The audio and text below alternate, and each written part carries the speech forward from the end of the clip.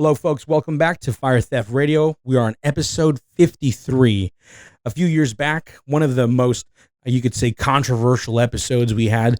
I say that because I got a lot of hate mail and things like that. And to this day, if I ever even mention a little bit about this, it just kind of it's like throwing dynamite, it's just an explosive conversation usually, which really kind of, I don't know, to me, kind of tells you that this topic is something worth talking about in the confines of a podcast.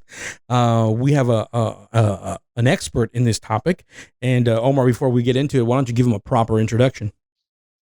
For sure, yeah. Today's episode, we have David Weiss. David Weiss is a renewable energy businessman and avid kiteboarder. Pretty cool. From the East Coast. He always questions the reality of the world he lives in. And he hosted a weekly podcast for 3 years called Deep Inside the Rabbit Hole, which discussed, many different topics. So it's pretty cool to having you on. And he's a flat earth researcher.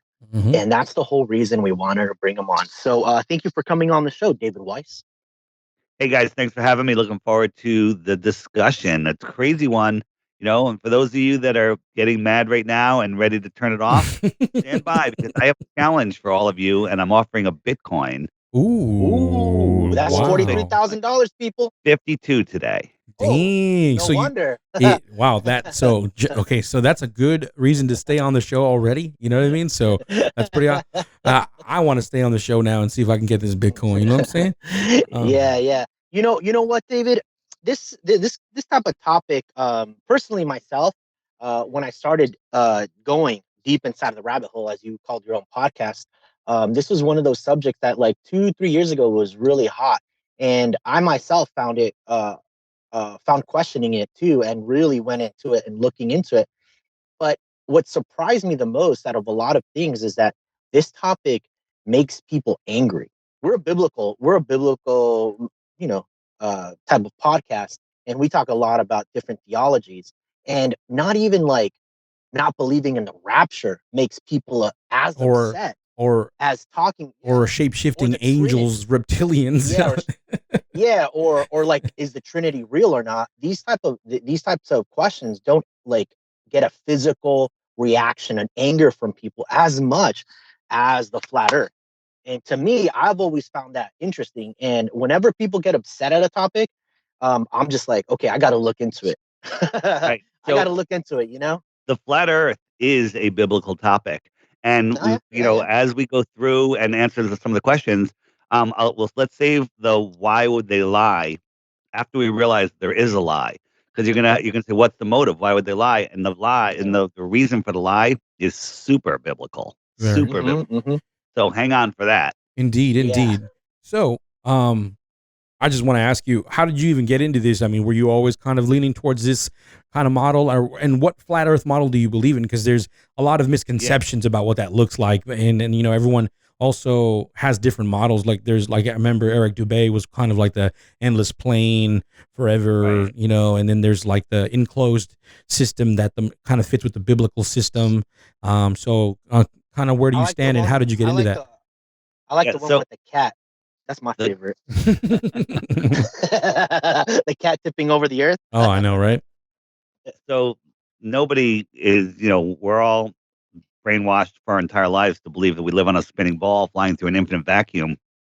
Just when you fully understand what the heliocentric model is, you wonder how you ever believed it in the first place. And one of the things they do is they really don't explain what the heliocentric model is and how it's impossible.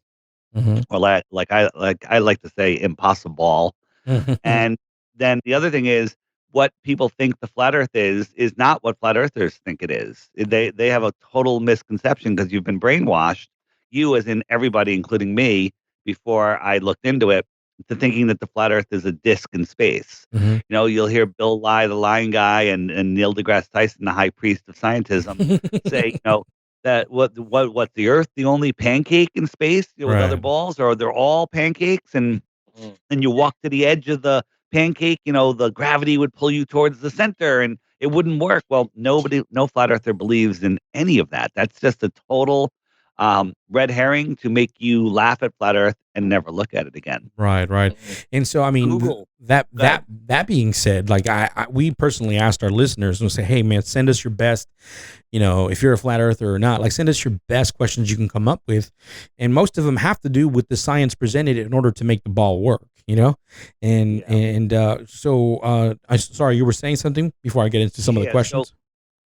Um, So the first thing is just the heliocentric model. It makes no sense, and the believing that we're a disk in space, that's just to control your mind. If you Google flat Earth, you're going to end up at the Flat Earth Society, which is a government-controlled disinformation site. Why Mm, does the government have a flat Classic. Earth site? And it's to control your mind. It's to make you laugh at flat Earth and never give it any real attention. yeah, But the yeah. truth is, once you look into it and you see what it is, you can't unsee it. And it's so clear. And you wonder how the heck you ever believed in the heliocentric soul lure system. Little hint where we're going with this. Mm-hmm. Okay.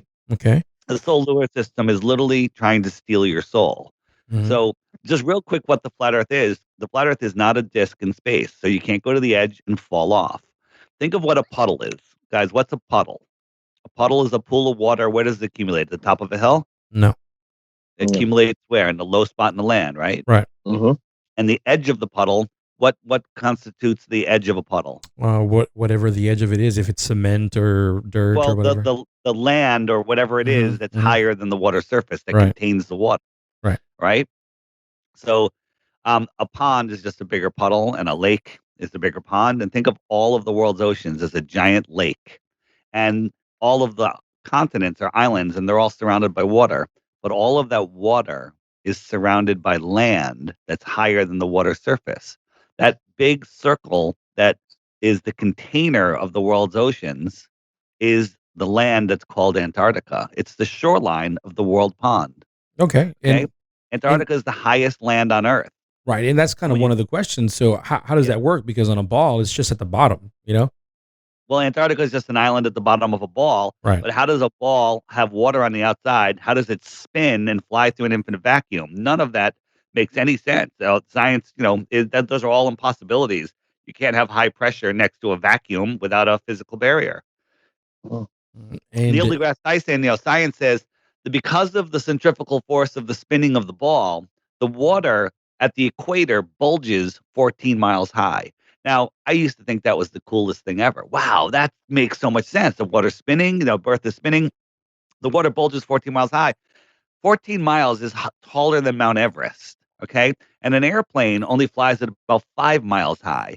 So at what point, when you're flying from North America to South America, do you have to climb over a bulge of water 3 times your altitude and just skim over it? At what time do you go from 30,000 feet to 90,000 feet just to skim over a hump of water? And the answer is never, mhm. because water, large bodies of water at rest, lay flat.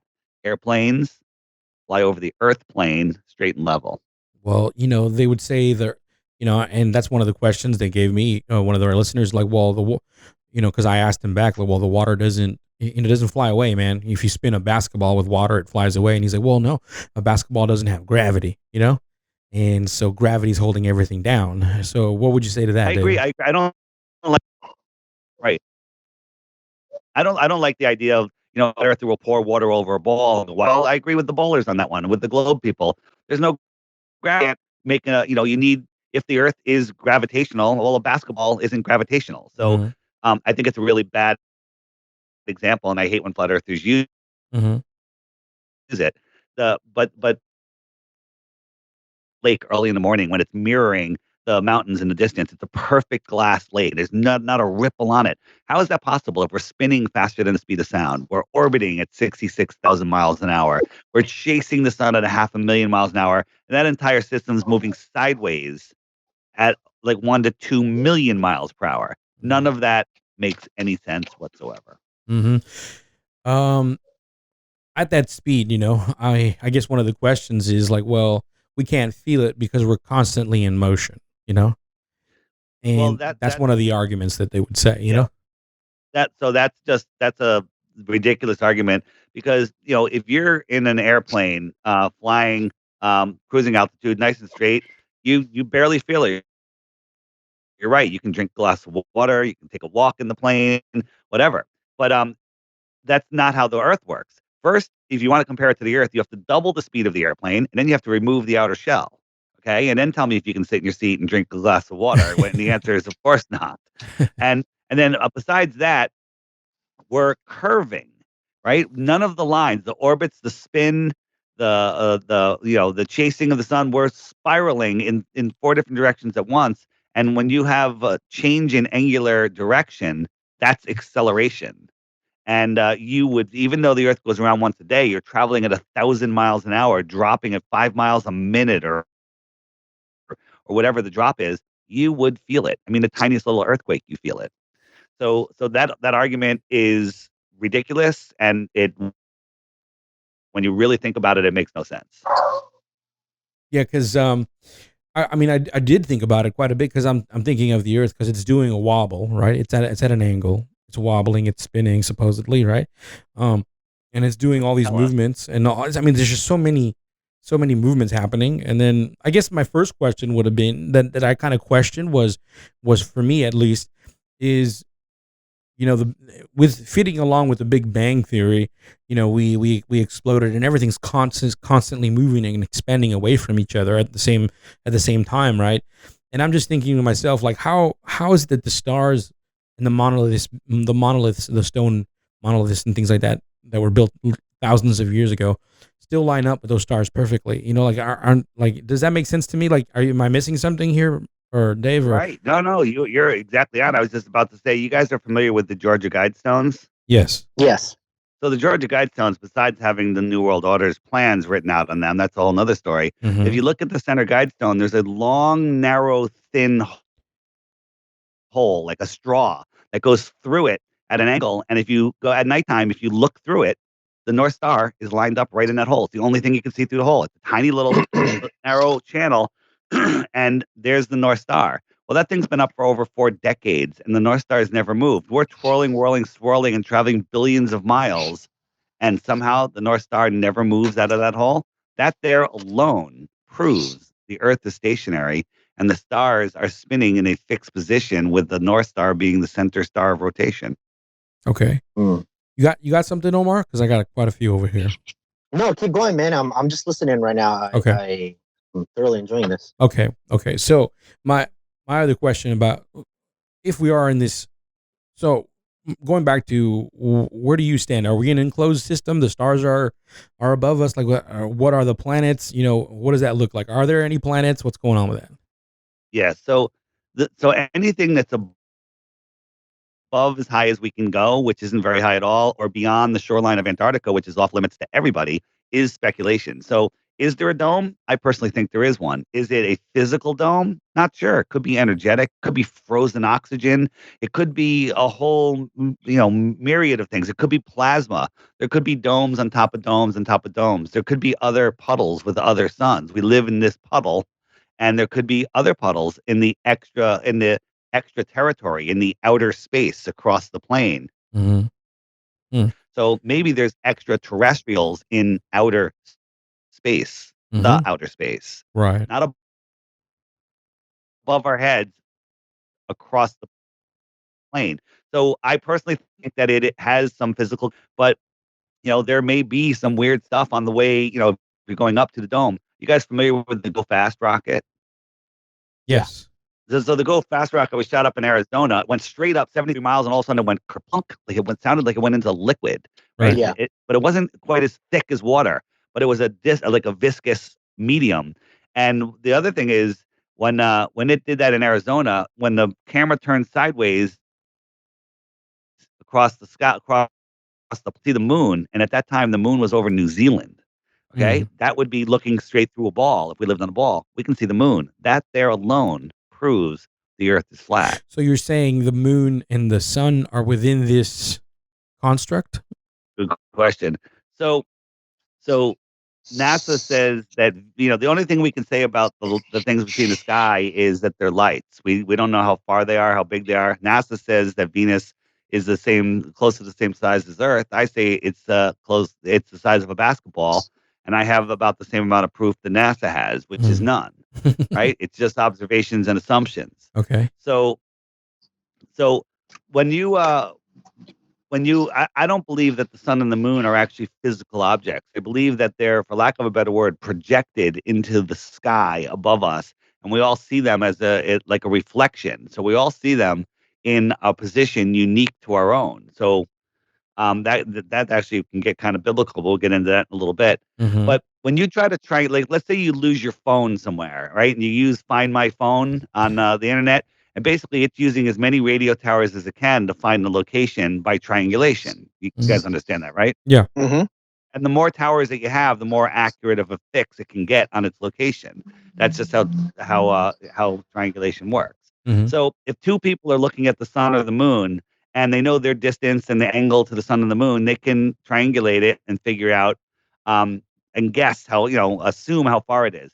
But if you add a third or a fourth or a fifth person to that triangulation from different locations, the pinpoint of the moon or of the location gets farther and farther off from reality. It just goes crazy because everyone is seeing the sun and the moon in a position unique to themselves. And let me explain how that happens.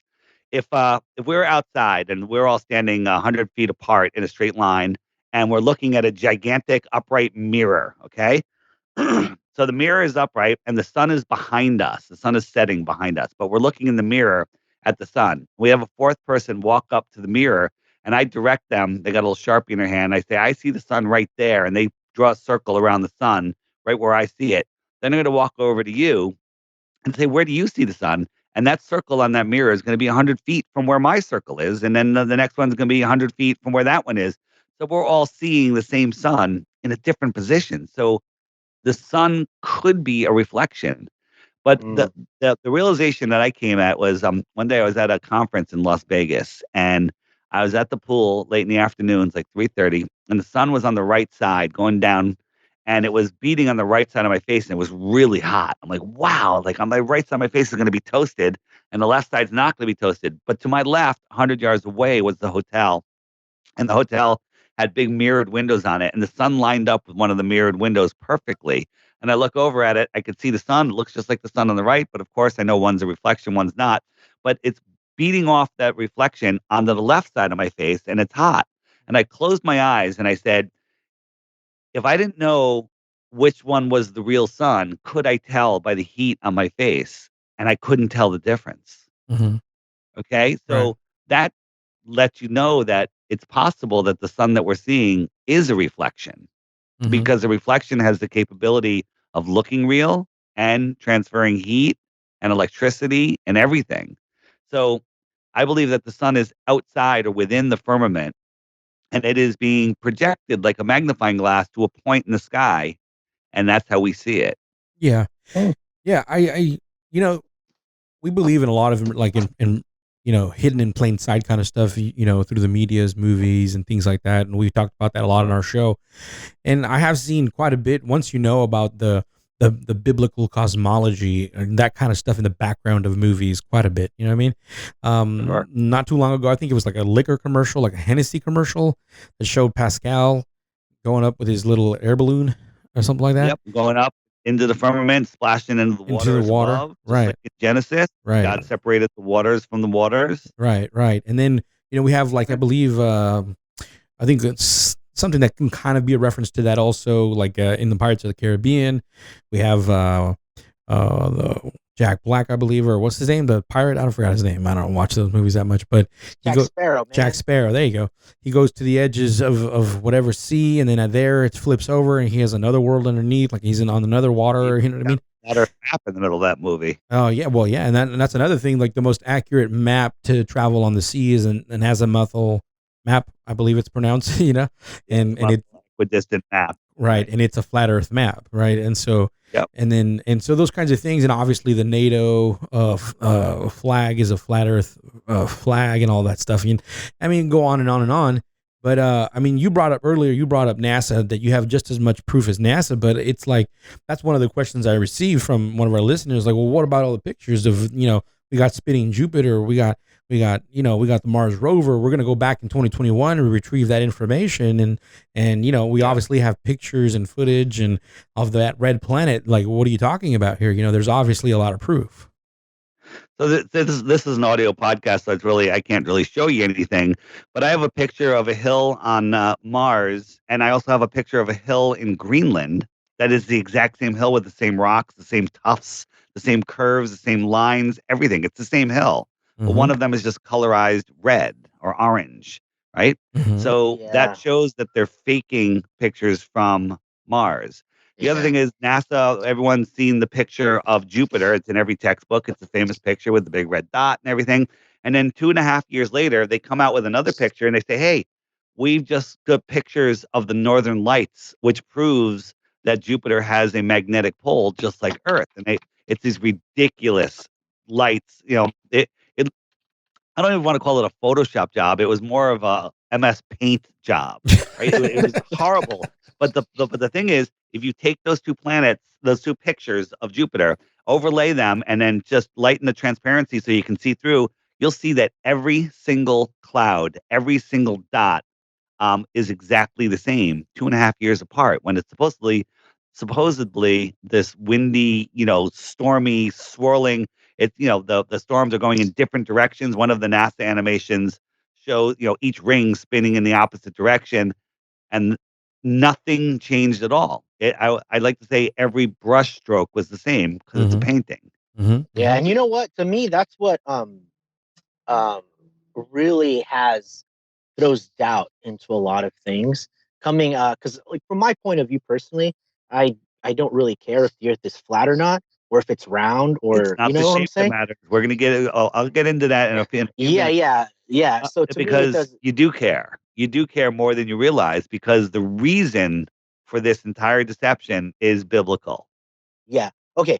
So maybe at this point in my life at this time, I really, to me, it's just kind of like it can be just because, and I think I say this because of the of all the stuff like you just said right now, of the manufactured, like the physical manufactured data that is not real.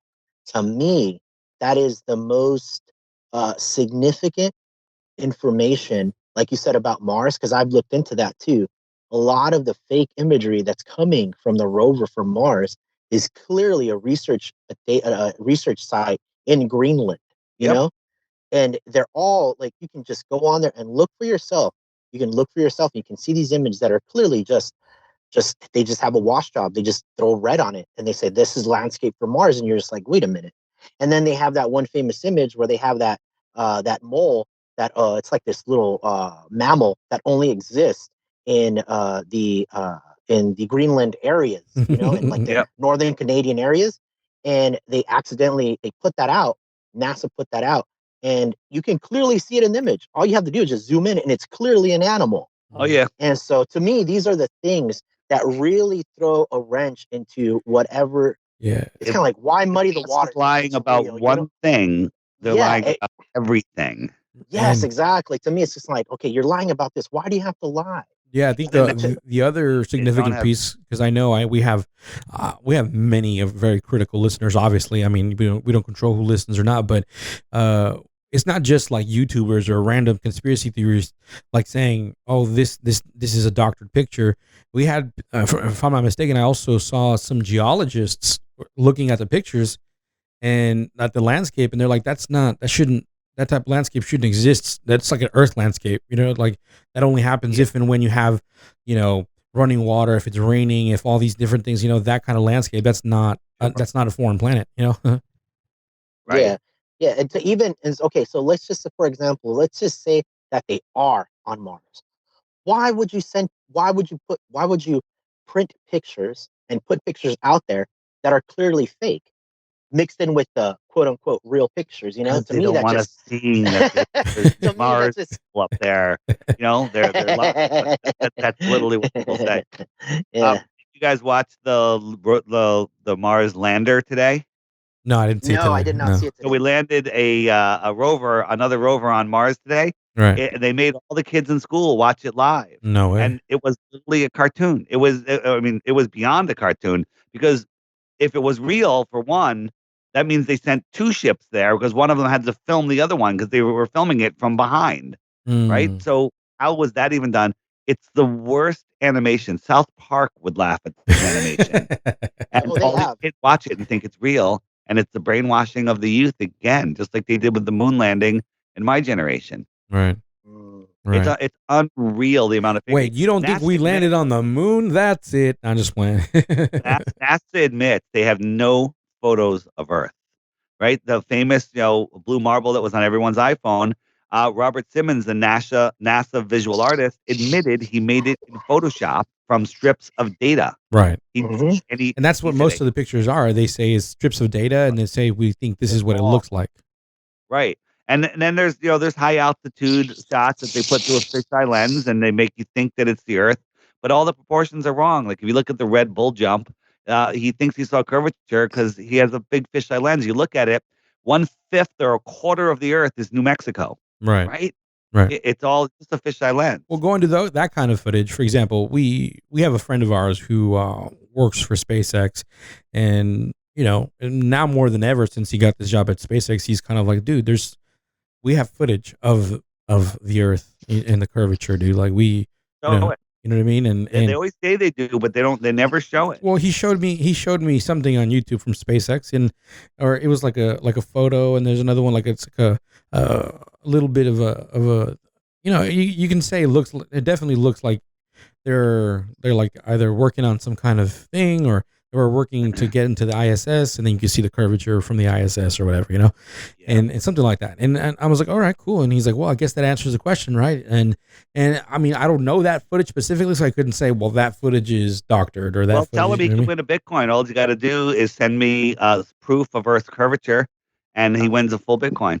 Oh, Right. well, So I will send it to here's him. the challenge I have. I created an app because of YouTube censorship. You can't find real flat Earth information. You try to find it. There's so many Oh, turds in the punch that's another bowl. thing I was going to ask you. You can't find any fruit. Yeah, I was going to ask So you because all the stuff that I used to research is gone. Like I can't find it. Like yeah, it's all gone because of the algorithms. Even if you search, if you know the name of the video and the name of the channel, it won't come up for like 10 pages because they're feeding you propaganda. They literally, it's really tough to find it. yeah. So what I did is I created this app. It's called the Flat Earth Sun, Moon, and Zodiac Clock app, Okay. and it's available on Android. You have to have an 8.0 operating system or higher, or iOS and iPhone 6 or higher. And what it does is it shows you the model. It shows you how the seasons work. It shows you how compass works. It shows you a whole bunch of stuff. It's a very cool looking app.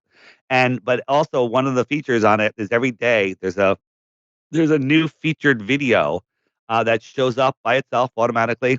And I tell people to take the Flat Earth app challenge. Watch the video every day for 2 weeks. And after that, you too will lose the respect of your family and friends because you'll be a flat earther. But if you think you have proof of the globe, you still think it's a globe, um, you can send me an email with that proof. And if you say photos of Earth, send the photo that you think is a photo of Earth, Mhm. and I'll show you why it's not a photo of Earth. And I won't just say it's fake. I'll show you why it's fake. But there's also a FAQ button on there, and up come the top 21 questions. Like, are all pilots and scientists in on it? What Right. about the Coriolis effect? What about satellites? What about eclipses? What about boats over the horizon? What about NASA and all the other space agencies? And you click any one of those buttons, and up comes a huge playlist of all the videos that expose all of that fraud Mm. and all of those misconceptions. So it is the fastest way to learn about flat Earth. The app is $2.99. I don't do people say, "Oh, this is it. He's in it for the money." I had my own business. I was in the commercial, as you mentioned earlier. I was in the commercial solar power industry. Had my own company. I was making large numbers, very high six figures, and I walked away from it all because this message in this time in the world needs to be spread, or we're in a lot of Mm. deep doo doo, if you will. Right. Right. Mm. Okay. Yeah. So you brought that up. Okay. Uh, Yep. all those little questions is kind of what people were asking here. Some of those Go ahead. questions. So I'll ask one of them. Um, Sniper's adjustments for curvature. Yep, myth. No sniper ever does it. So the Glovers will say a sniper has to adjust for curvature, but a hot air balloon and not for curvature, for Coriolis. But a hot air balloon doesn't, because you go up in a hot air balloon, you should be miles and miles and miles, But I away saw because of it the on the spin. movie So, Shooter, Dave. what I said I saw it on the movie Shooter, Dave. we've talked to many snipers, and they say they never correlate calculate. Now they will calculate for drop on a long shot, or they will calculate for wind, but not Coriolis. the Coriolis is the a myth. the drop of the Coriolis spin same direction everywhere in the world, and sometimes they spin in other directions. It all depends on the shape of the ball and how the water goes in. okay. So the question I have is for Globers, and no Glober will answer this. A hot air balloon doesn't have Coriolis, but a shooter does. How about a shooter in a hot air balloon? Does he have to correct for Coriolis? I wouldn't know. I'm not a shooter.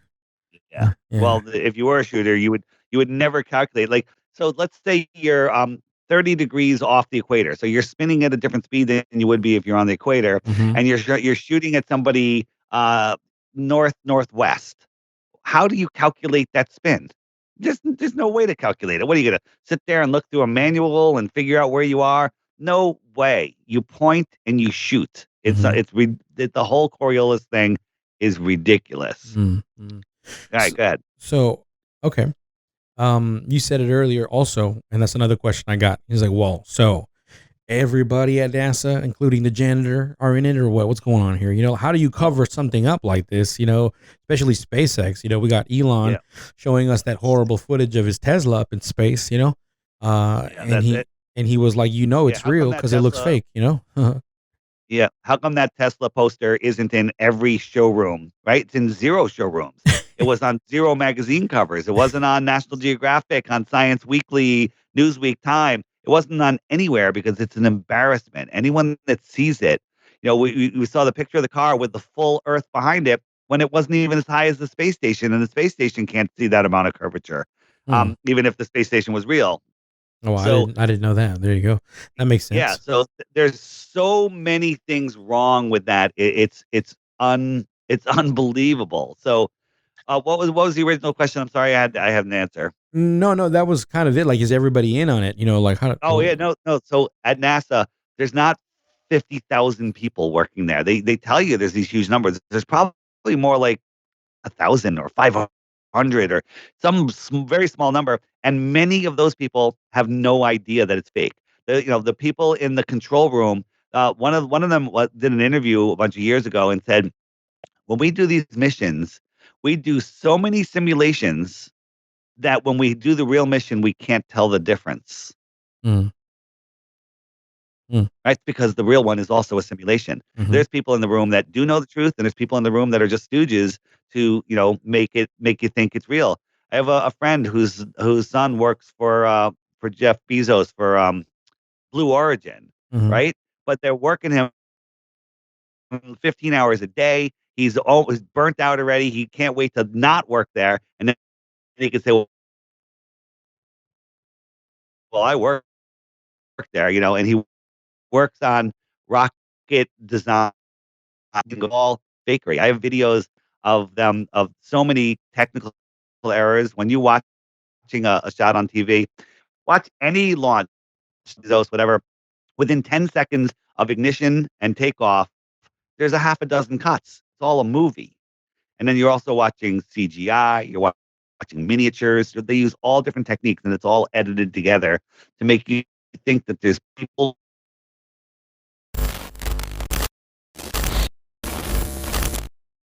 But let's just keep moving forward. Woo! Hello? So here's a question: is why don't they put a camera on the moon? Since one side of the moon is always magically facing the Earth, if they had a camera facing at the Earth and live streamed it, it would be the most amazing footage. We'd see the Earth spinning, we'd see hurricanes, we'd see everything. It would pay for itself with corporate sponsors, putting their logo on it. It would be Right. the biggest live stream ever. But we could watch eclipses happen live Right. from the moon, Right. right? I Right. never Nope, thought about can't that. do it ever. They'll never show it. Space Well, station during the last eclipse, I mean, it orbits the Earth every 90 minutes. They couldn't take a single picture of the eclipse during their orbit. Are you kidding me? right. Well, speaking of that, I mean, our m- our friend who works at SpaceX and other things, apparently they sometimes work for parts that go to SpaceX and things like that. You know what I mean? Because he works like as a mechanic, so he works on different parts or whatever. And going back to what I was saying earlier about, is everybody in on it? And you mentioned, most people aren't aware, even when they do a simulation, they're unaware that they're doing a simulation. I think what I remember Mark Sargent bringing up was the movie Capricorn 1. Have you seen that movie? Yep. And so, Yep. and so everyone there was like gun ho. Hey, the guys working on the jet propulsion, they legitimately worked on that. Everyone worked on what they were supposed to work on. It's all compartmentalized, and really, like in that control room, like I believe there's only like one or two people that knew in that control room. And then not even the astronauts themselves knew until the end when they were about to launch.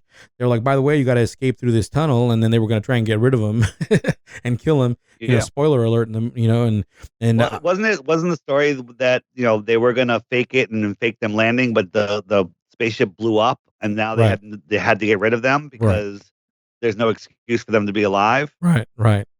And so then of course the astronauts were held hostage, and they were, the whole thing was kind of them trying to break free so they can say, hey, the whole thing was faked and we're not actually dead, because they were even holding funerals for them, kind of like with didn't we have an issue like that with the Challenger or the with the Challenger? But here's the funny thing: 6 out of the 7 astronauts have been found alive, working for universities. They say they're the same name. They look exactly like them. They have the same name as them. They have the same birthday as them, but they're not them. 3 or 4 of them claim to be the identical twin of the other one, but for some reason they never showed up at the funeral. The identical twin, the surviving identical twin, didn't show up or speak at the funeral. Mm-hmm. Right? So it is them. They're alive and working for universities and corporations. Right. One of them owns a corporation.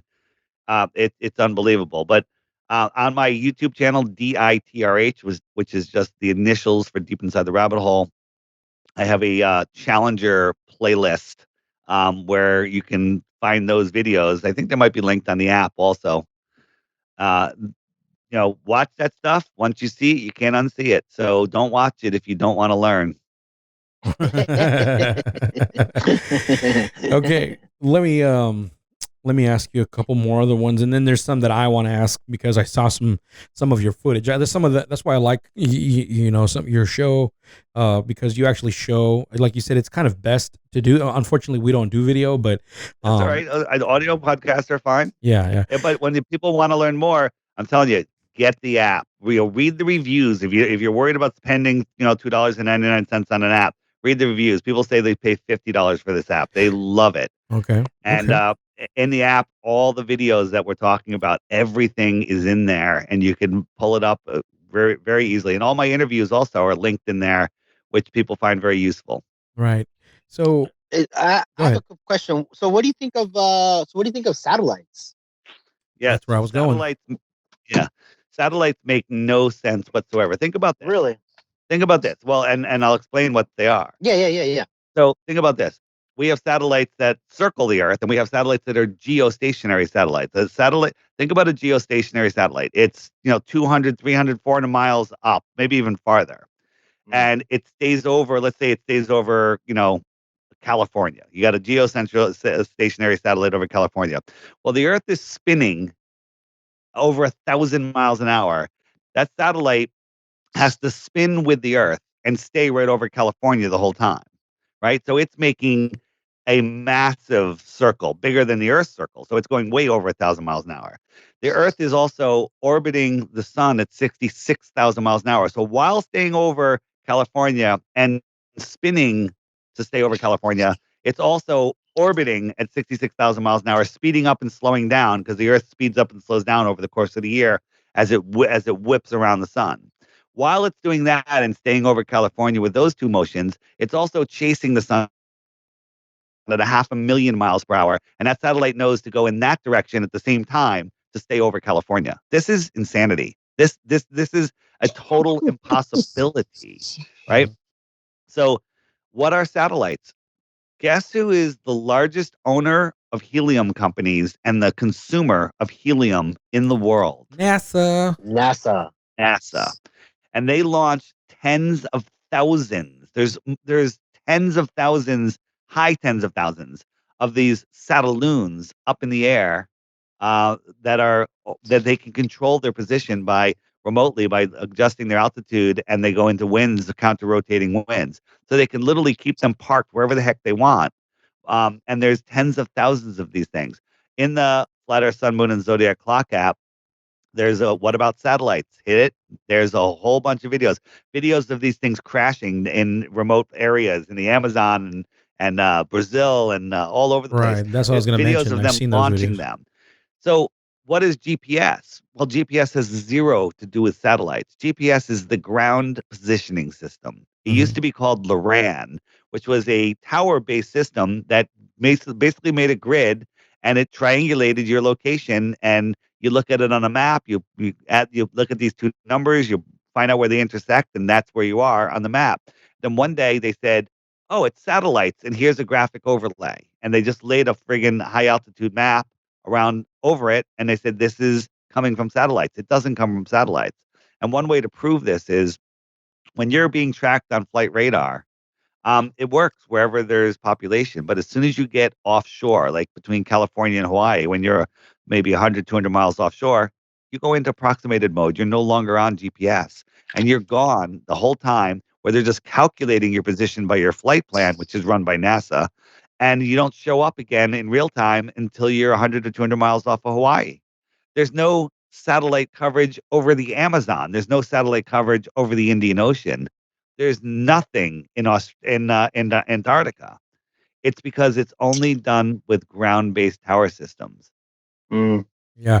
I think I realized, I saw this documentary. It had nothing to do with like flat Earth, but it was just, I think it's just engineers that work with internet and things like that. And they were like, most people don't know that most of your internet and radio, all that stuff comes from wires in the ground, not from satellites still. It's still like, 99% of it goes through undersea fiber optic cables. correct. There you go. And the funny thing is, if you want to connect Santiago to Australia, it would just kind of scoot across the bottom of the ball right around Antarctica and go over. That's the shortest distance. But that actual cable goes all the way up to North America, all the way over to Europe, and all the way back down to Australia, right? Uh, Because Australia and Santiago, South America, are on the opposite ends of the world pond. I see. Interesting. Got anything else, Omar? Because I got a couple more right here. Then I'll get into mine. Oh no, yeah, go man. No. Yeah, Okay. get it. Cool. Get it. Get it. So going back to the beginning, I mentioned, obviously, two things that Neil deGrasse Tyson talks about, and I know, like you said, he's like the high priest of scientism and all, and I agree to many extents. I'm just like, I don't even like listening to the guy, sometimes, but I like to listen to him sometimes for the laughs, but also, I'm just kind of like, perfect. all right, let's see what the opposition, or I mean, I'm open to any idea, so I want to hear what he's saying, and one of the things he mentioned Beautiful, is, man. what was that? No, I said Oh, beautiful. Great. Have fun. Listen to both sides. Don't listen to one side. That's crazy. Go ahead. right. And Go ahead. What did he so say? he talked about one of the things is how that we can prove the Earth is flat and the sun kind of sets like it's supposed to. I mean, sorry, the Earth is not flat and the sun is setting because of the rotation is because of the building in Dubai, because it's so tall. And people at the bottom will see a sunset and then they go to the top and it's so high and then they can see the sun again, because it's they can they're it's resurfacing over the curvature because they're seeing over Yeah. the curvature, and that's one of his arguments to say that the sun is obviously going into the curvature or under the curvature. Well, that's a ridiculous argument. And if the Earth was a ball, maybe you could do that. It probably would work, but it also works perfectly on a flat Earth. The reason the sun sets is it's because it goes beyond what I call the atmospheric deck of opacity. It's literally the atmosphere becomes opaque over not that far of a distance, and the sun is above it. It just goes beyond it. Imagine you're sitting outside, and you with me? You Omar, guys there? Omar, Yeah. Hello. yeah, So, go ahead. so imagine you're sitting outside and there's a 5 foot high fence 10 feet from you. You're sitting on the ground and somebody's standing on the other side of that fence who's 6 feet tall, so his head's above the fence, Mm-hmm. right? Mm-hmm. And they walk away. Their head is going to set from the bottom up behind that fence because of your just due to perspective. You see that, how that would work? Right. Yeah. I With see. me? Mm. As Yeah. they walk away, their head would set. But now move that fence 100 yards away, 200 yards away. The top of that fence, even though you're sitting on the ground 2 feet off the ground, 3 feet off the ground, the top of that fence is going to be at your eye level due to perspective. Mhm. And that man on the other side of the fence, his head is still going to disappear from the bottom up. And that's how the sun sets. But if you stand up real quick, Mhm. you can see his head again. Okay. Right. And it works perfectly on a flat earth. It works better on a flat earth. And we Right. have videos, how does the sun set, in the Flat Earth Sun, Moon, and Zodiac Clock app by Blue Water Bay, by the way. If you get confused, there's some other knockoffs out there that are made by the Flat Earth Society people to keep you away from the real information. But all you got to do is click what about sunsets, and there's all the videos in there, and all the stuff I'm telling you and showing you, like, how do I know your videos are real? I'm showing you how it works, and then you can go do it yourself and observe it yourself. Everything that I tell you, you can test and verify yourself. Everything that NASA tells you, you have to just take their word for it. And there's no way to verify it. Mhm. Is that how mirages work then? Well, mirages are that's a whole nother thing. When you're looking out over the water will there's different things. Over distance, the horizon rises to eye level because the water's flat, not because it's curving down and away.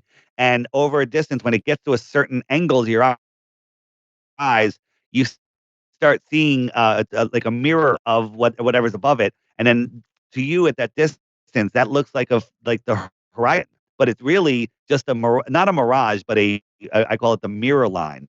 And like when a boat goes over that mirror line, the boat looks like it's floating in the air, and it looks like there's an upside down boat below it. Right? That's just because it's mirroring off of that. And then there's also another thing called the wave front edge, and that's because the waves that are way closer to you, the small waves, the tops of those waves are blocking things in the distance. Like you hold your finger out in front of you, look at a city skyline that's 20, 30 miles away, your finger can block out the entire city, right? Right. Just like that wave front edge can take off the lower part of a building in the distance or the lower part of a boat. All right. But our optics have outgrown their lives. We can watch a boat disappear from the bottom up, and then we can zoom in with our super zoom camera, and there it is again. Right. And then Right? That's impossible. Right. And Ball. the other thing that I've seen is just like you said, the optics, the technology on cameras now can capture things that we normally couldn't before. The other thing is I noticed that in the research that when there's less humidity in the air, there's You got it. less magnification, right? Sure. And so you can see even further than you should, and then so you'll see things that are supposed to be way under the curvature you're not supposed to see, and you can see it pretty much in its entirety. I believe Rob Skiba proved that with the Chicago And absolutely. skyline or the mission. So we saw. So they thought that it's a mirage, but we've time lapsed the Chicago skyline for over 24 hours. So different weather patterns during the day, different humidity, different temperature, different things, and we watch the city, and it just stays there the whole time. Rob got on a boat, pointed a camera at it at supposedly a mirage, and they just went across, and it never disappeared. If it was a mirage, it would disappear at one point, but it didn't. It's showing you that we can see too far. We can see too far. End of story. Earth is flat. Yeah, to me, that's super interesting. Like you said, that if the Earth has curvature, gaining curvature like a ball, then why can I just grab a telescope or a camera and see beyond the horizon? To me, Because that's incredibly. yes. It's like, wait a minute, Well, what's the going reason on you here? can't see it, we don't have super our eyes Yeah, can't yeah, see can't forever, but a zoom camera will make things big, thick, and yeah, it yeah, even yeah. I it sits above this apparent horizon for 10 minutes, and then it just as its light can't push through to your eyes anymore. It's There's a like place pulling away from you, correct? where The you imagery. see, people, the Globers love the one on whatever mountain in Hawaii. There's another mountain on the other island 300 miles away. How come you can't see it? And the answer is because the light reflecting off that mountain can't make it push, can't go. Light doesn't travel forever. Well, there's a place in Luge, France, where there's a place where you can look out over the water. It's amazing. And Mount Canigou is 175 miles away, but you can't see it because At that distance and from that viewing height, the top of Mount Canigou, the top of it should be a mile below the curvature. And you can't see it, so a glober would say, well, that's because the Earth is a globe and it's behind the curvature. Well, according to the globe math, it should be. But on 2 days a year, the sun, when it's migrating in between its tropics, the sun lines up with the viewing place and Mount Canigou. And as the sun travels west on its circuit around the Earth, it lines up right with that. And as the sun goes beyond it and starts setting behind it due to perspective, all of a sudden it backlights the mountain and you can see the mountain cut out in front of the sun. And not only can you see the top of the mountain, you can see the entire mountain when the top should be a mile below the curvature. So that's just 175 miles on a clear day. You can't see that far. Right. But we can when the sun helps us by backlighting something. I have a question. Has anybody tried to do an experiment where they have some sort of non like light wavelength like from the sun and done it and tried to follow the sun or track the sun with some sort of other means of spectrum on the light spectrum? Sorry, you know what I'm saying? Because like right now, what you explained is that it's too far away, so the light emanating from the sun cannot penetrate through the density of the atmosphere. Right. Or is there something, another visible light spectrum that we can, non-visible light spectrum to our human eyes, that we can use technology to track the sun and actually see it from that distance?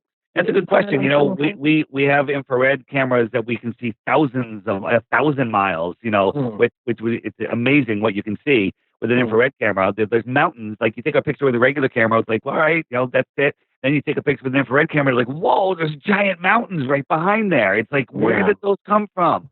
And they should be, you know, behind the curve, but they're right there. So again, our optics have outgrown their lives.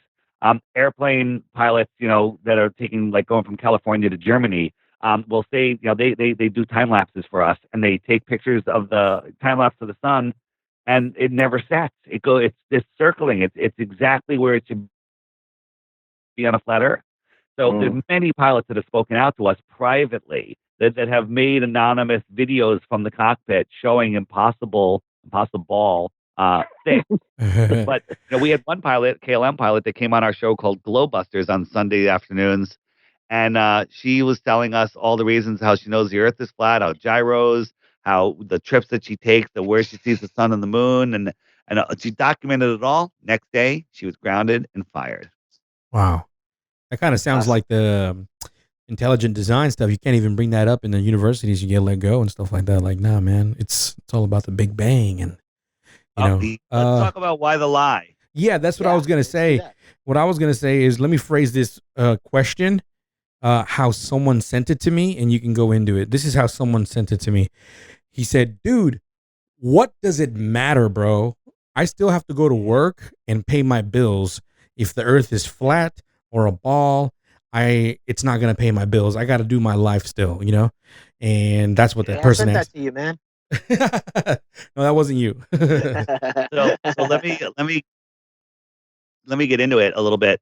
So the people that run this world are literally evil. I don't know if you guys know that. For sure. And they want us to believe that we are a random speck that evolved from a fish that grew legs that turned into a monkey that turned into a human.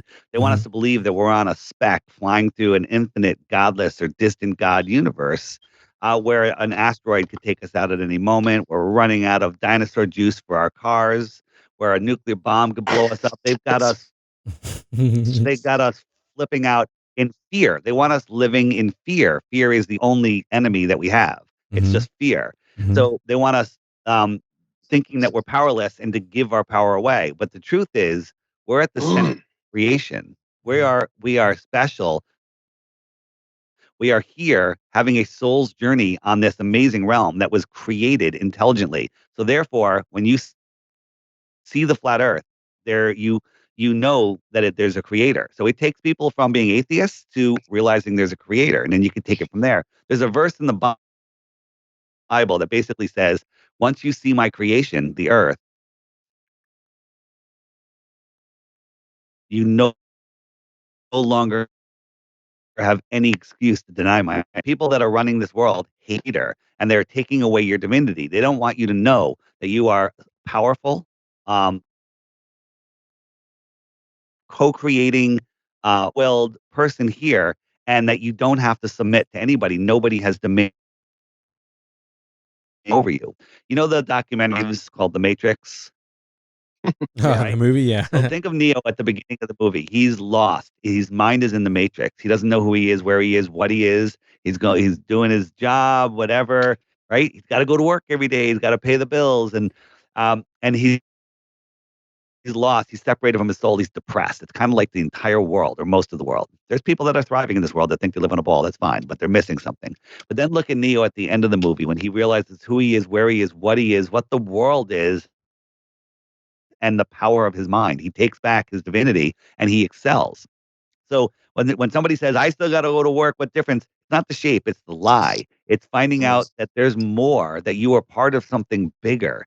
Now, I didn't get into this to feel special to say that I know more than anybody else. I got into it because I was dragged in kicking and screaming. But once you see the truth, you can't unsee the truth. I had I had the job, the big job, the making the money. I was my own boss. Life is really good, but now life is even better. Okay, Mm. because I know who I am. I know where I am.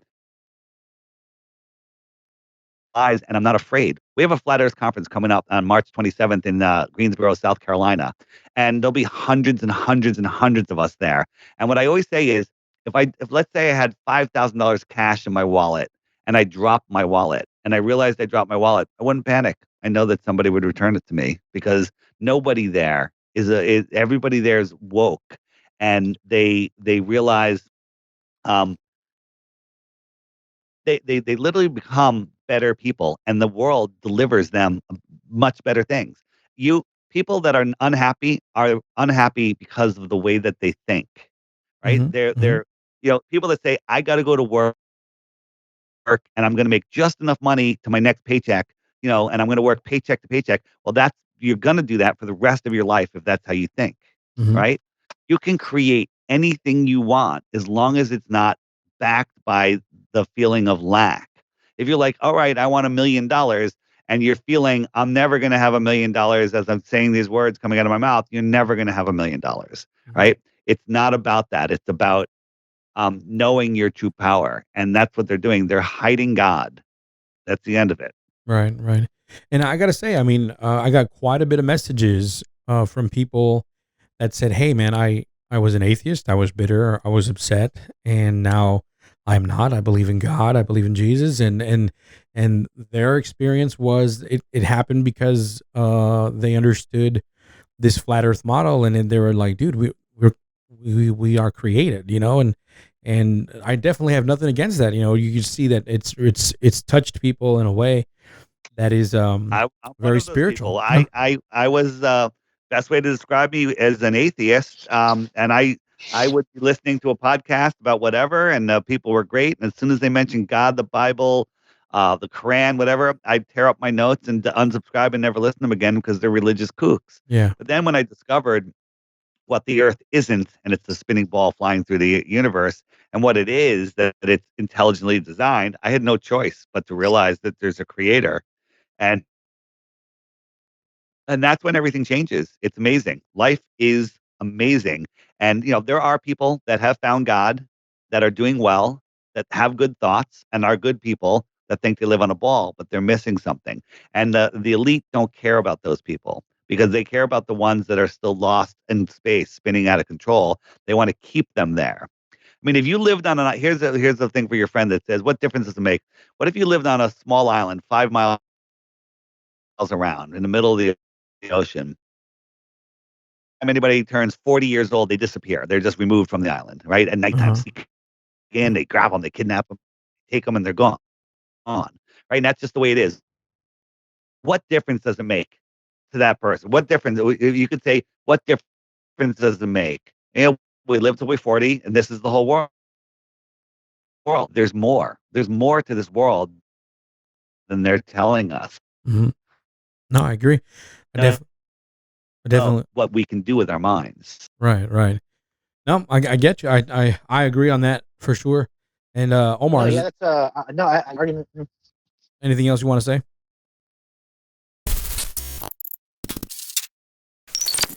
Okay, so I'm gonna land this with you by myself because All right.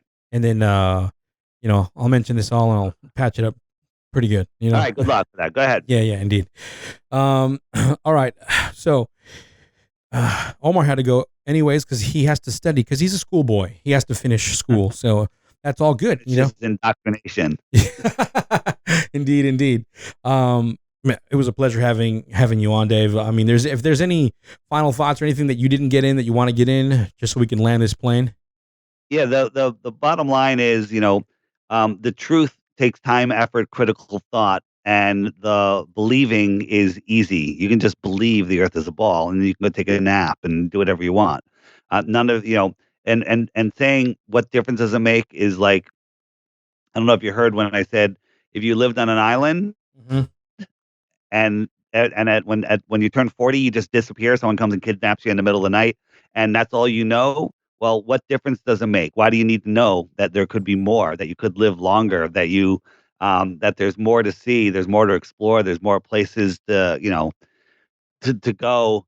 Uh, the world is way bigger, and there's more, and their power of our own mind is what they're hiding, and that's how they control us. We are the many, they are the few, and they don't want us to know that. So that's the bottom line. Indeed. No, I think that's the biggest thing I saw was the aspect of creation. Kind of minimizing humanity, making us. I would say, especially in studying what it means to be made in the image of God, it's a lot more than your evangelical believer would say. Oh, we just look like God, but it goes way deeper. The Hebrew perspective of that is insane, and it goes along with what you're saying. We have this power, this ability to create, and we're actually the ones that are supposed to be in dominion of things and not be dominated by others like ourselves. That's Uh, right. We give it away. That's the problem. They convince us to give it away. They can't take it from us. We have mhm. to willingly give it to them. Right. And that's kind of So they that's scare us into doing it. that's why I would say the argument matters most because the lie deceives you to use your free will against yourself. You know what I mean? You there? You there? Yeah, I'm here. Can you hear me? Yes, very good. No, we're good. All right, man. Well, Dave, stick with me. I'm going to talk to you a little bit. All right. In this post part, and let's let the folks listen to some music, and stick with us, folks. We got a little bit more to come. Okay, we'll be right back.